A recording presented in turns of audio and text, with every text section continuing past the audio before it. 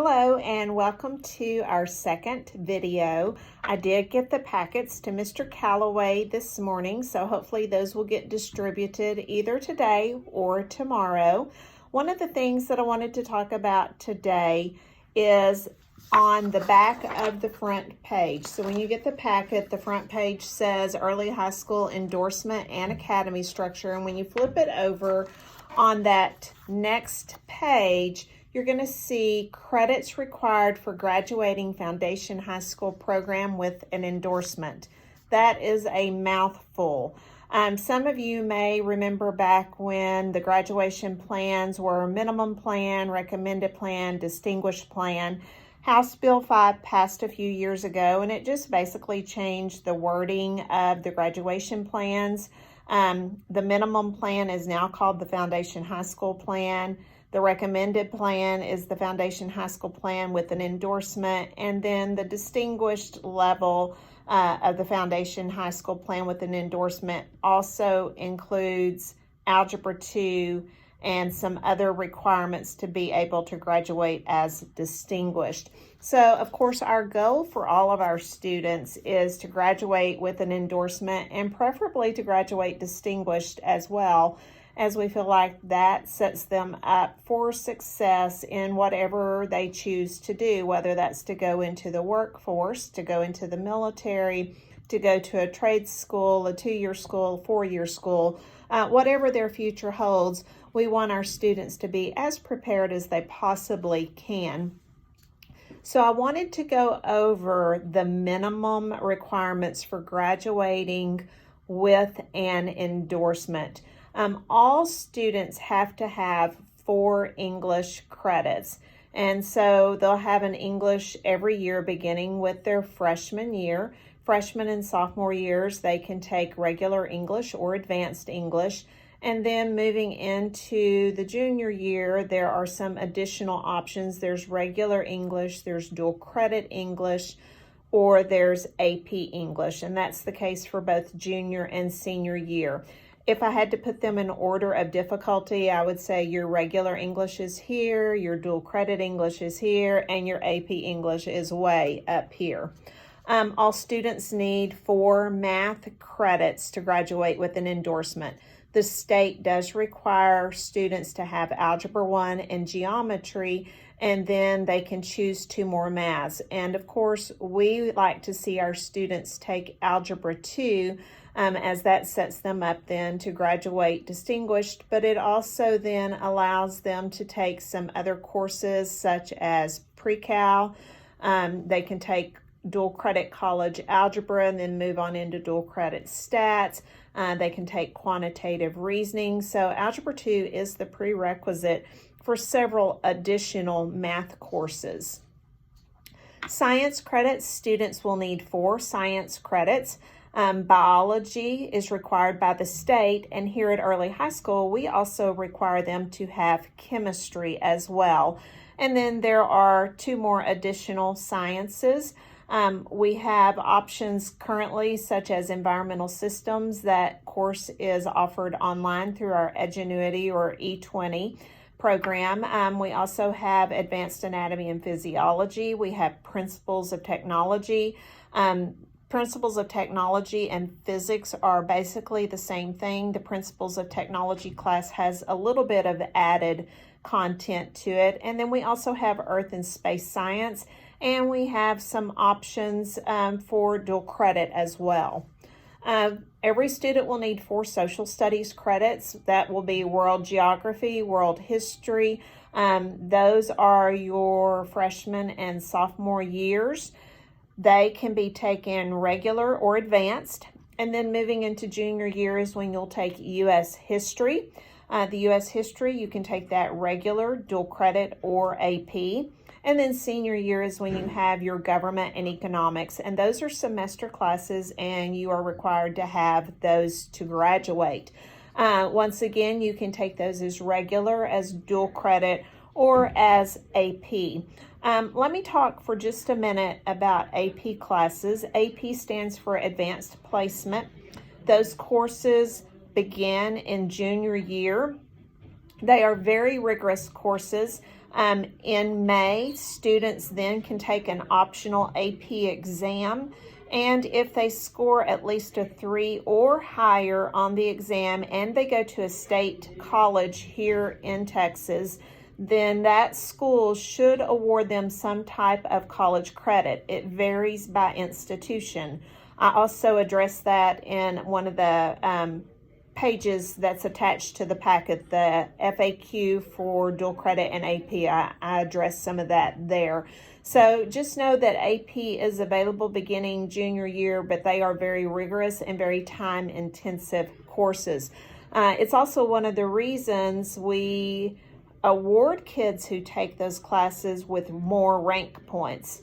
As I talked about in the first video, your advanced and dual credit courses are ranked with 10 extra rank points. Your AP courses are 20 extra rank points. And once again, remember, rank points do not get added to the grade that goes on the transcript. Rank points are only calculated into a student's weighted GPA.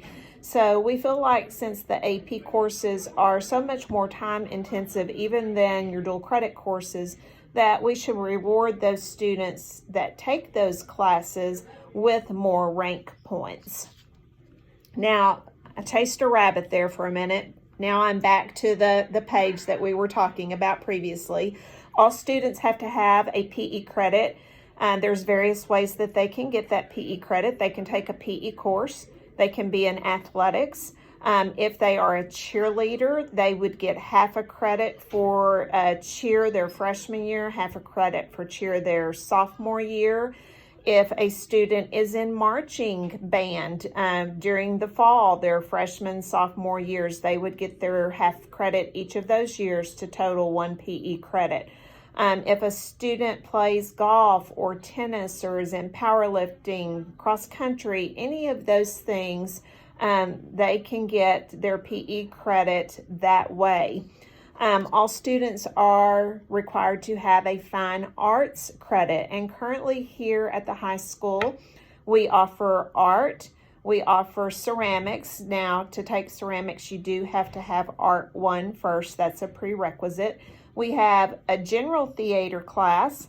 We have a theater productions class. The theater productions class is for those students who are really serious about being on stage. And then in our ag department, we also have a floral design class that counts as a fine arts. All students must have 2 LOTEs, languages other than English, and they have to be in the same language. So 2 years of Spanish, 2 years of French, 2 years of Latin.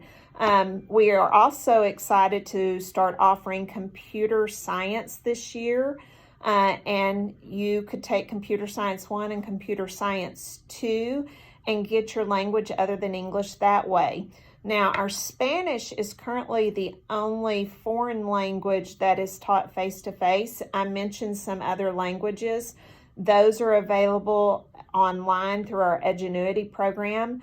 I generally don't recommend doing the other languages because if you get in trouble and you don't understand the German, the French, the Latin, the Chinese, I don't have anybody here to help you with that. So I generally encourage you to take Spanish, and now we can consider you taking the computer science. Most students, we don't start the foreign language credits until sophomore year. So you're not going to see that option on your choice sheet when we go to fill out choice sheets. We do require a year of Principles of Information Technology. That's a locally required elective. That is a new elective this year. It is going to be taking the place of BIM, Business Information Management Systems. We also locally require students to take professional communication, a semester of that. And we have a new course for next year. It's going to be called Lead Worthy. It's also a semester course, and it will be locally required. And then you have your 4 elective credits, and those come from your endorsement classes. As you go through the packet and you look at the different endorsements, the different pathways, you'll notice specific classes that fit for that endorsement. And that's where we're talking about those 4 elective credits coming from, are from those classes. Now, remember yesterday I talked about the multidisciplinary endorsement, and that endorsement, you're not going to see specific classes except for the ones offered through TSTC. There is one multidisciplinary endorsement where it's laid out for you. Otherwise, if you are doing the multidisciplinary endorsement, you can choose elective classes from a lot of different areas. And all of those added together that I just talked about make up the 26 minimum credits to graduate with an endorsement. Keep in mind that most students will have way more than 26 26 credits to graduate, and that's because we have 8 class periods times 4, and that's 32 credits. So most students end up graduating with 29, 30 credits easily. I know, once again, that this is a lot of information. That's why we're breaking it down into small videos so that you can hopefully digest the information, go back and look at it again. I encourage you to watch the videos, to go through the packet, so that hopefully when you come on March the 19th at 6 o'clock for freshman orientation, it won't all sound like Greek to you, because I know that it is very overwhelming, especially if this is going to be your first child that's come up to high school. So thank you for watching. Stay tuned for video 3, and a big plug to our varsity boys tonight who will be playing Clyde in the playoffs. Love purple, live gold, beat Clyde, and hook 'em horns.